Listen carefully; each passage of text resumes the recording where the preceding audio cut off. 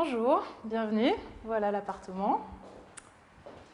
Donc voilà, il fait 80 mètres carrés, c'est un type 5, il y a 3 chambres, il est plutôt bien agencé, l'isolation a été refaite et il a une vue assez sympathique sur Angers.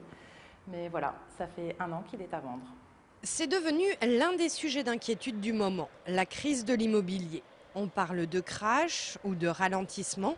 La vraie question est, à Angers, les prix ont-ils baissé? La parole est donnée ce soir aux professionnels du secteur. Depuis à peu près 1 an.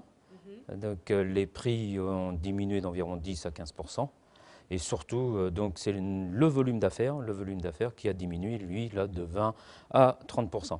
Baisse des prix et du nombre de ventes qui s'explique par le nouveau comportement des clients potentiels. Ils sont devenus raisonnables, voire méfiants, et ce sont eux aujourd'hui qui dictent les lois du marché. Il y a encore très peu de temps, tout le monde voulait acheter. Aujourd'hui, tout le monde se dit ce sera peut-être moins cher demain. Donc ça suffit à créer un décalage. Il y a beaucoup d'offres actuellement sur Angers, donc les gens font très attention. Il y a une exigence aussi, je pense, qui est plus présente qu'avant, quoi. Plus de réalisme aussi de la part d'acheteurs qui font précisément leurs calculs et prennent désormais leur temps. Ça fait quand même plus d'1 an et demi qu'on est en pleine réflexion et non, on n'a jamais trouvé d'appartement aussi bien. C'est vrai que, pour le prix surtout. Ouais. Un jeune couple de primo-accédants, ils font partie de ceux qui hésitent le plus à contracter un crédit. Le primo-accédant étant les gens qui accèdent à la propriété pour la première fois, donc ce ne sont pas ceux qui ont déjà acheté, mais ceux qui achètent pour la première fois, souvent les jeunes. On a une diminution qui est de l'ordre de 10%. C'est non négligeable en fait au niveau d'un marché, ça fait la différence entre un excès d'acheteurs et un excès de vendeurs.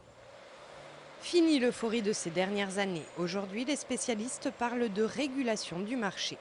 Les prix sont montés d'une manière très constante depuis 10 ans, même plus de 10 ans, de 10%, même de plus de 10% par an, ce qui est tout à fait anormal dans un marché local comme celui d'Angers. Mais il a suivi la tendance nationale.